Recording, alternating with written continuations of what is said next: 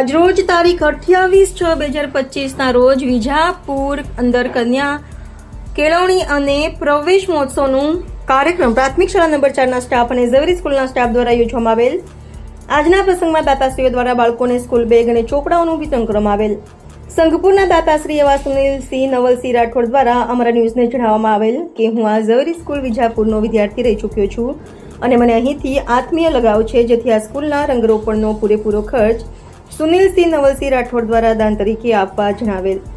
સ્કૂલના શિક્ષક એવા ઠાકર સાહેબ દ્વારા જણાવવામાં આવેલ કે કન્યા કેળવણી એ મહત્વની સમાજ માટે ઉદાહરણ છે. એક માતા શું શિક્ષકોની ગરજ સારે છે. કન્યા કેળવણી દ્વારા સમાજને એ પણ સંદેશો પહોંચાડવામાં આવે છે કે જે ઘરની મહિલા સંસ્કારી હશે, માતા તરીકે તેના બાળકનું ઉછેર તે સારી રીતે કરી શકશે અને સમાજમાં પણ એક ભણેલી માતા ક્ષેમાભેર જીવી શકશે. આ કાર્યક્રમના અંતમાં વૃક્ષારોપણનો કાર્યક્રમ યોજવામાં આવેલ અને ઝવેરી વીઆર હાઈસ્કૂલના પ્રિન્સિપલ ભવનસિંહ રાઠોડ સાહેબ અને ઝવેરીના સ્ટાફ અને પ્રાથમિક શાળા 4ના પ્રિન્સિપલ અને સ્ટાફ દ્વારા પણ આ કાર્યક્રમનો સારો એવું આયોજન કરવામાં આવેલ.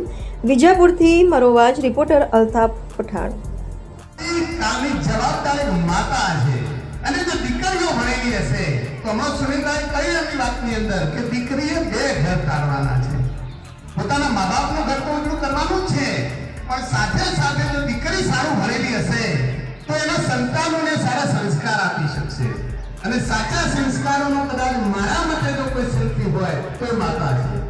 જે ઘરની અંદર માતા ભણેલી હશે, જે ઘરની અંદર માતા સંસ્કારી હશે, કેળવાયેલી હશે, તો